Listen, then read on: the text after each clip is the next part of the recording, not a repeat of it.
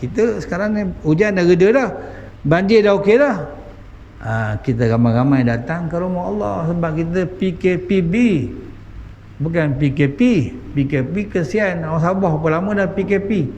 Masjid ada 5 orang je, banyak tiang daripada masjid. Sedih kita tak? Kerana di dalam alam kubur sana, perkara yang paling terkilan orang kubur ialah tak boleh sembahyang jemaah. Tak datang main jemaah tak. Jadi mereka tak datang tu kerana PKP.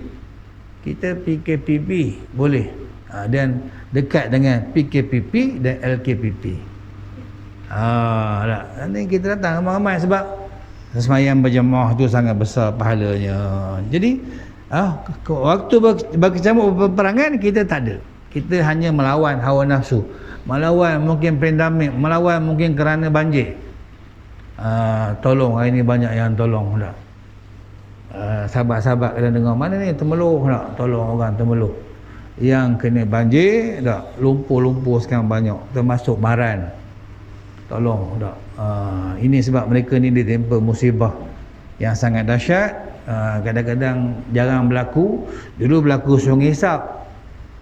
Orang Sungai Sap tahun ni nampak alhamdulillah tak ada banjir macam dulu. Dulu Sungai Sap tuan-tuan luar biasa, sampai ke bumbung lah air. Orang nak beritahu dah air naik. Orang tak pernah kena banjir, relax je. Tengah-tengah malam tengok basah dah katil. Sudah, rupanya air dah sampai katil. Nak keluar boleh keluar lah, tapi kereta motor tak boleh keluar. Kereta memang tak boleh keluar lah, motor boleh keluar lagi. Tolak lah, tolak sampai ujung jalan ada lori nak tunggu. Kata dia lori tu, motor-motor masuk dalam lori ni, kita selamatkan. Orang pun masuk lah, masuk penuh lori, tak tahu lori tu ke mana, hilang. Rupanya 2-3 lori yang masuk motor, tak jumpa lori tu. Kacau tuan-tuan. Rupanya lepas ke mana tu, dia jual lah sebiji 2,000. Banyak dapat duit dah. Itu memang berat nanang tu. Maknanya berapa ramai yang sumpah dah tu. Dalam keadaan orang tengah gitu tu dia mencuri pula. Ini tuan-tuan, benda yang dikatakan peperangan kita tak. Dan yang terakhirnya pun dia watawala yang mazafi, yang terakhir waqasful muhsanatul mu'minatul ghafilat. Apa dia? Menuduh berzina kepada perempuan-perempuan mukminah yang baik, yang selalu menjaga diri daripada perbuatan yang keji. Orang tuduh-tuduh. Sebab itu dalam Quran dia tak boleh dah. Allazina yarmunal muhsanat summa lam ya'tu bi arba'ati syuhada fajliduhum samanina jaldatan. Siapa-siapa yang menuduh seseorang yang baik berzina, tak ada saksi 4 orang, maka hendaklah dipukul orang menuduh tu 80 kali. Sebab itu tak boleh tuan-tuan terus perangai. Tak. Kita dengar jangan. Tak, biar ada nampak betul. Nak nampak memang tak nampak lah. Mana nampak ya. Sebab itu Islam ni tuan-tuan dia jaga maruah orang. Dia bukan nak menghukum semata-mata, dia nak jaga. Tapi kadang-kadang orang komplain pula, teruklah orang perempuan kena naya saja, sebat saja. Bukan sebab naya, tak, memang dia suruh tengok dulu, tak, supaya jangan benda tu berleluasa. Nak kawal tu yang utamanya. Nak cukup saksi mana datang terima seorang, berhentilah orang tu. Mana nak berani kan, terus juga terima datang, terus juga tak. Lepas tu kena nampak betul benda tu berlaku. Dia punya mesin tu, dia nampak betul mesin tu bergerak. Mesin apa panggil tak? Mana dah nampak. Ceritanya Islam ni dia tidak menghukum semata-mata, dia nak kawal kita ni jangan buat dah tu. Kalau nak buat juga sila jumpa tuan qadi ataupun wali hakim. Henjuk sekali gitu. Aku terima lah, barulah sampai bila-bila pun tak ada benda. Ni bila dah henjuk kan, nak cerai dah. Ini yang jadi masalahnya. Yang Allah Ta'ala dah beri jalan-jalan yang betul, kita ikut ya. Jangan ikut jalan yang salah, kerana di dunia ini tempat Allah Ta'ala menguji kita dengan berbagai-bagai ujian. Hadis riwayat Bukhari dan Muslim. Keterangan 7 perkara yang disebutkan dalam hadis ini adalah di antara dosa-dosa besar yang terbesar sekali. Dosa besar ada 70, tuan-tuan. Kalau kita buka tajuk dosa-dosa besar ada 70. Yang ini yang terbesar sekali daripada 70 dosa besar. Jadi kita kena jaga-jaga. Kalau sebut dosa, tuan-tuan, jauhilah. Carilah benda-benda yang pahala. Kenapa? Kerana kita nanti di sana akan ditimbang semua amal kita. Tak? Siapa yang berat saja amal baik walaupun satu, masuk syurga dia. Siapa yang berat amal buruk walaupun satu, masuk neraka dia. Tak? Tetapi bila kita kaji-kaji, tak logik kita ni boleh masuk neraka. Sebab kita ni umat yang terbaik, tuan-tuan. Kuntum khaira ummatin ukhrijat linnas. Allah Ta'ala beritahu, wahai umat Muhammad, kamu ni umat yang terbaik, yang dipilih oleh Allah Ta'ala. Tapi mestilah ada slogan dia ataupun SOP dia, apa dia? Ta'muruna bil ma'ruf, mesti ada suruhlah benda-benda yang baik. Benda-benda baik kita kena suruh anak-anak kita, jom sembahyang tak lagi, tak tanya, kita kena suruh tak? Benda-benda baik walaupun baik kena suruh. Wa tanhauna 'anil munkar, dan kena tegah benda-benda yang munkar. Benda-benda munkar kena beritahu tak? Sebab itu Nabi sallallahu alaihi wasallam awal-awal lagi beritahu 7 benda ni jauhi, kerana dia adalah pembinasa. Di antara dosa besar yang terbesar sekali, masyarakat hendaknya dia bersihkan daripada 7 perkara ini. Biar masyarakat tak ada 7 perkara ni. Kerana apa, tuan-tuan? Kerana ia adalah punca segala kemusnahan. Rupanya punca kemusnahan ni 7 benda ni lah yang Nabi beritahu. Sama ada di dunia, apatah lagi di akhirat.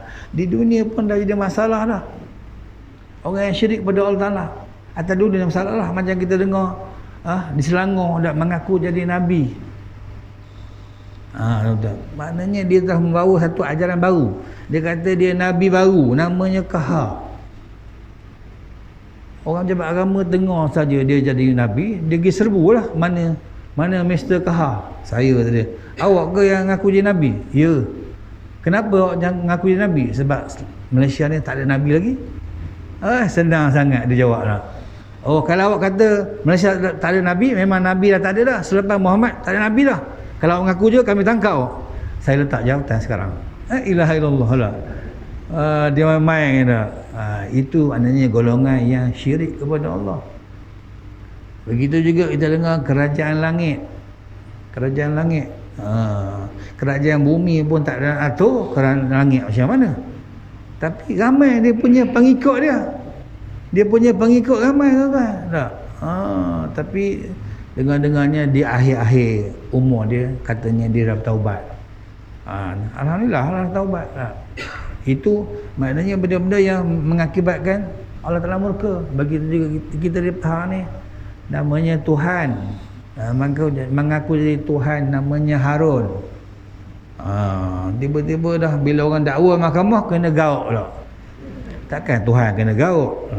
Itu maknanya benda-benda yang tak betul. Maka atas dunia pun dah tak betul, apatah lagi di akhirat, kecuali dia bertaubat lah, tuan-tuan. Begitu juga dengan ilmu-ilmu hitam, kita kena jauhi lah. Sebab itu nak mengelakkan daripada ilmu hitam ni, ialah banyakkan kita zikir kepada Allah Subhanahu Wa Taala. Tadi saya tengok dalam laman web itulah, diviralkan dah, untuk mengawal korin ataupun jin korin, hendaklah kita banyak berzikir. Tuan-tuan turun daripada rumah, baca bismillahirrahmanirrahim. Nak makan baca bismillah, nak minum baca bismillah, nak tidur baca bismillah. Apa saja kita baca, dia tak boleh masuk lah. Sebab sudah ada dalam kisah lah, ada namanya jin gemuk dan jin kurus. Dah ada. Kenapa awak ni jin, awak ni ditemu ramah, kenapa awak ni gemuk jin? Dia kata orang yang kau jaga ni, awak meluk lah cakap lah, orang yang kau jaga ni, dia makan minum tak sebut langsung bismillah. Jadi kau join sekali lah, kata dia. Makan pula ikan patin muncung pula, dia tak baca bismillah, kawal lah belasah. Dia tak boleh makan, kata dia. Rupanya kau dah block dia punya tekak dia. Itu jin tu. Dia memang ada, dipanggil pendamping. Kita ni memang ada pendamping. benda tu sama dengan kita. Jin. Apa dia ayat dia tak ingat dah. Yang dia katakan Qarin, namanya Qarin. Jadi bila kita baca doa, baca bismillah, dia takkan boleh masuk. Kita pergi Kuala Lumpur, naik kereta bismillah tawakkalullah. Dia jalan kaki lah Kuala Lumpur, kurah lah. Mana nak gemuknya. Tapi kalau kita tak baca bismillah, dia sekali kita lah. Gemuk lah dia. Tak, makan, minum, tidur semua dengan kita lega. Tapi tak nampak lah. Tanya pula yang kurus. Kata yang kurus memanglah kau ni nasib badan lah. Kau punya syekh kau ni, tuan yang kau jaga ni, berjampi semua, kata dia. Orang asli kita jampi tak. Lepas tu dia kata, saya tak nak masuk lah Islam ni, banyak sangat jampinya. Dia jampi je, kita bukan jampi, doa tak. Rupanya bila kita makan baca bismillah, nak tidur baca bismillah, nak masuk tandas baca doa, nak apa lagi tak, bersama isteri baca doa, kalau ingat lah tak. Kadang-kadang tak ingat juga tak. Masa tengok lain macam tu tak ingat lah kita tak. Sakit perut tuan kuat, mana nak ingat baca doa. Kalau nak ingat doa dulu dan lepas dulu, ikut mana yang kita dah lah tak. Kalau terlupa kan, kita baca kenaan balik. Macam makan, tengok anak kita, abang dah baca bismillah, Allah lupa, boleh baca pula bismillah min awal ila akhir. Maklum sajalah kita ni kadang-kadang banyak tengah-tengah main game, tengah makan, kadang-kadang nak suap tu benda menutup mulut pun tak buka lagi kan. Kita pakai pelikup mulut, nak sedut air tak cabut punya. Punya seronok sangat tengok ke Facebook kita tu, tengok game kita tu. Ini tuan-tuan, kehidupan kita yang Allah Ta'ala aturkan dengan baik. Jauhkan benda-benda buruk, dekatkan benda yang baik, zikir-zikir kepada Allah Ta'ala banyak. Amalan-amalan yang memberatkan timbangan kita, Masya Allah tak? Banyak kali saya ulang ni, antaranya akhlak yang baik. Akhlak yang baik ni bukan susah tak? Kita ramah dengan orang, kita mesra dengan orang, tak ada sifat-sifat sombong, sifat-sifat yang buruk. Itu akhlak yang bagus lah. Rupanya akhlak yang bagus ni tuan-tuan boleh memberatkan timbangan kita pada hari kiamat.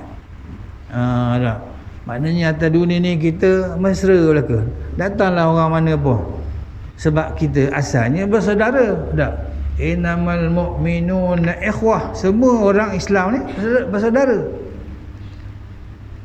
Jadi punca kemusnahan masyarakat, kata pengarang ni, adalah daripada 7 perkara yang membinasakan ini. Segala pembangunan tidak akan berjaya dan belum memberikan makna yang baik kepada manusia selagi dosa-dosa ini belum berjaya dihapuskan. Maknanya tuan-tuan, apa saja kemajuan dan kemodenan dunia ni kita bina dengan baik, tapi 7 macam ni kita tak boleh nak jaga, akan terbantut segala kita punya tindak tanduk. Sebab itu tengok dalam berita-berita korupsi, menyeleweng, cukup banyak tuan-tuan. Bila banyak ni macam mana kita nak bangunkan dunia ni? Baldatun tayyibatun wa rabbul ghafur tu macam mana? Negara yang mendapat kebaikan dan mendapat rahmah daripada Allah. Tak boleh lah, sebab kita tidak menjauhi benda-benda yang Nabi dah beritahu. Sepatutnya kita mencari benda-benda yang digalakkan oleh Nabi kita Muhammad sallallahu alaihi wasallam, yang telah ditunjukkan kepada kita berbagai-bagai. Antaranya apa dia? 5 wasiat yang Allah Ta'ala pesan kepada Nabi kita Muhammad sallallahu alaihi wasallam. Allah pun beri SOP ke? Allah tu beri wasiat pesan kepada Nabi. Jaga 5 perkara ni, kata Nabi, kata Allah pada Nabi. 5 wasiat daripada Allah kepada Rasulullah sallallahu alaihi wasallam. Yang pertama, jangan gantungkan hati kamu pada dunia sepenuhnya. Hati kita ni jangan harapkan pada dunia sepenuhnya. Kerana sesungguhnya kata Allah, aku tidak menjadikan dunia untuk engkau. Jangan kita harapkan sepenuhnya dunia, kerana dunia ni kata Allah bukan untuk kita. Kita tempat kita ialah alam akhirat. Sebab itu kita kadang-kadang kita dianiaya, kadang-kadang kita dikhianati, kadang-kadang kita dikutuk tak apa tuan-tuan. Tetapi ingat yang sebenarnya ialah alam akhirat. Kadang-kadang Kita terniaya bukan semata-mata terniaya, Allah Ta'ala menguji kita lah. Jangan gantungkan hatimu pada dunia, kerana sesungguhnya Allah tidak menjadikan dunia untuk kamu. Tapi dunia kita perlu juga untuk sampai ke akhirat tu pun. Cuma jangan gantungkan hati kita sepenuh. Bila gagal tu kecewa tak? Gagal pesta tu kita kecewa. Tuan tengok orang yang berjaya, yang buat komputer semua tu, semua orang yang gagal tapi dia baiki balik jadi elok. Tak. Kena banjir, jangan sedih tak. Walaupun datang sedih, kita anggap benda tu benda yang berkaitan dunia tak. Sementara saja. Adalah orang bantu, meninggal anak tak. Sedih, tapi itu semua ketetapan Allah Subhanahu Wa Taala. Alam akhirat lah alam yang sebenar. Yang kedua, wasiat Allah kepada Nabi apa dia? Jadikan cintamu kepada aku, kata Allah. Jadikan cintamu biarlah kepada Allah. Sebab kembalimu juga adalah kepada Allah Subhanahu Wa Taala. Macam mana tanda cinta kepada Allah? Tunaikan perintah-perintahnya. Qul in kuntum tuhibbunallah fattabi'uni yuhibbukumullah. Katakanlah wahai Muhammad, jika kamu cinta kepada Allah, hendaklah ikut apa yang Nabi bawa. Itu maknanya jadikan cinta kepada Allah, sebab kita semua akan kembali kepada Allah Ta'ala. Yang ketiga, bersungguh-sungguhlah engkau mencari syurga. Dia suruh kita bersungguh, maknanya menunaikan perintah Allah. Tuan-tuan, tak sembahyang ni dia suruh kita bersungguh. Tengok betul-betul time tu. Kadang-kadang kita terlelap tengok time, terbalik yang ni. Awalnya punya pukul 2 pagi pergi masjid, ingat kan pukul 5.30, punya pukul 2.30. Tengok jam pendek jam panjang salah, pergi tengok tak ada orang. Tengok jam 2.30, lari tu takut hantu. Patutlah tengok macam ada orang, punya datang pukul 2.30, bukan orang tu. Itu maknanya biar bersungguh-sungguh mencari syurga, sebab syurga ni Allah Ta'ala dah siapkan untuk kita. Wasari'u ila maghfiratin min rabbikum. Cepat, kata Allah Ta'ala, menuju kepada Tuhan kamu. Kerana apa? Wa jannatin 'arduhas samawati wal ard. Kerana syurga tu, kata Allah, sangat luas di antara langit dan bumi. Uiddat lil muttaqin. Allah sediakan untuk orang yang bertakwa. Kita carilah, bersungguh-sungguh mencari. Tapi janganlah cari macam kita cari barang hilang. Cari itu maksudnya kita menyahut segala suruhan Allah.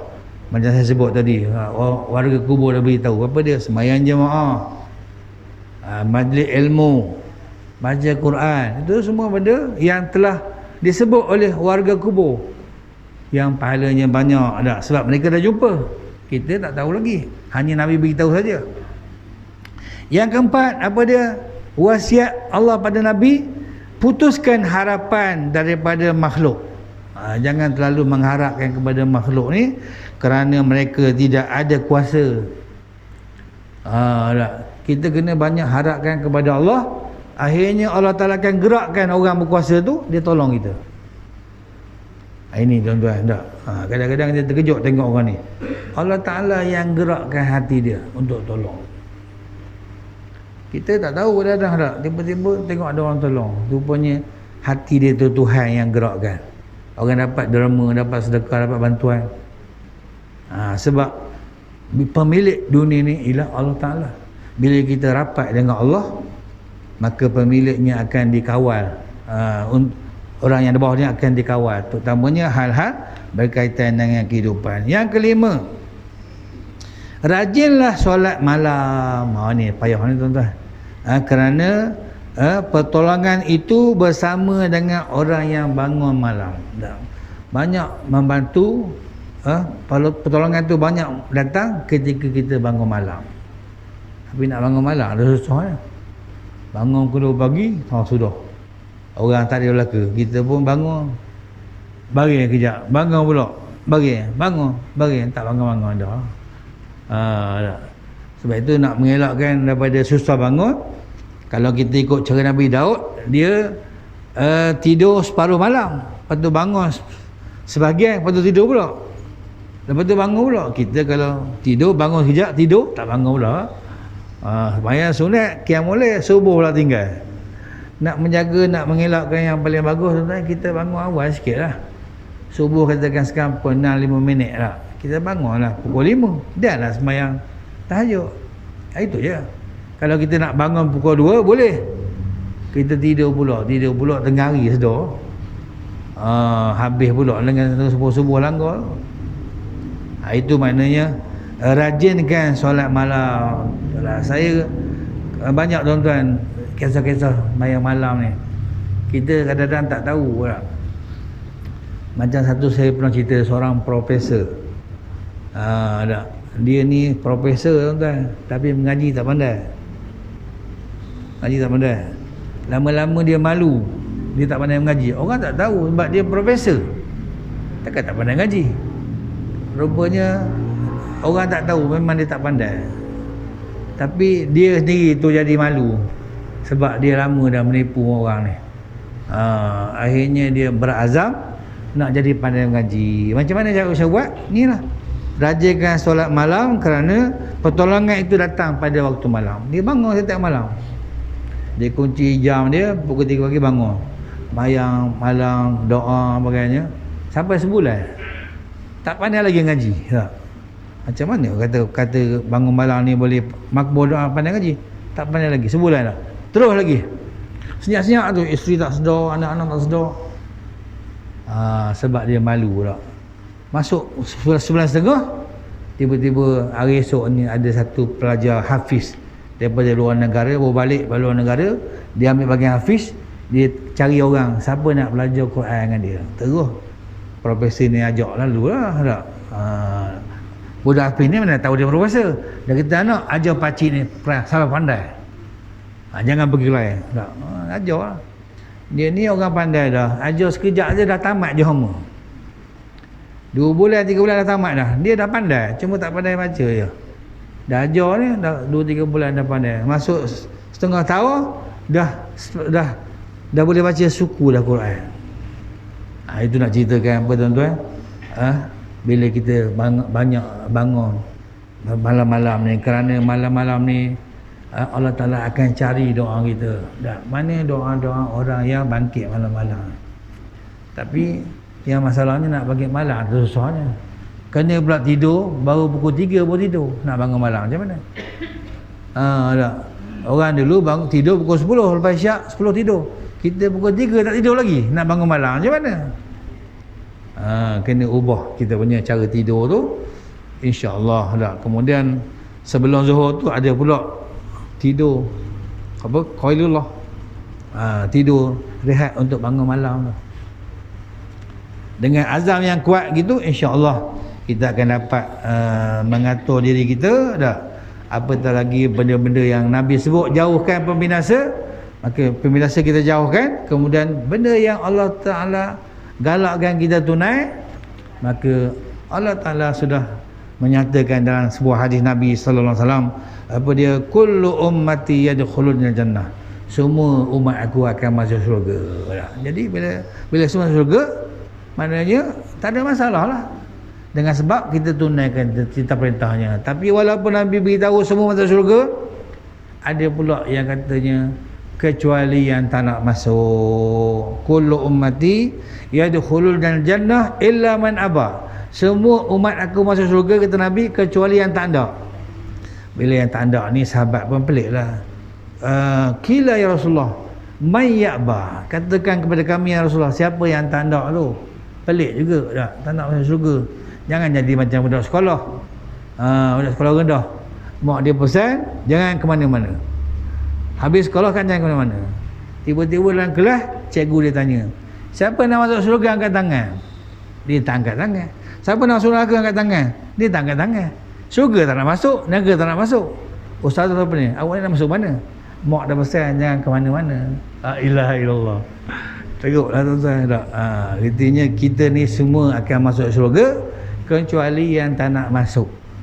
Jadi syurga tempat yang sangat indah. Banyak dalam Quran beritahu tak. Wajannatin tak. Apa ayat dia? Innal ladzina amanu wa amilus solihat lahum jannatun tajri min tahtihal anhar khalidina fiha abada. Orang yang beriman dan beramal soleh akan dia masukkan syurga, di bawahnya sungai-sungai yang mengalir. Rupanya kita ni boleh tengok sungai tuan-tuan mengalir, jiwa jadi tenang. Saya ingat lagi Dr. Asri, Mufti Perlis, dia banyak ternak ikan-ikan puyuh kan tu.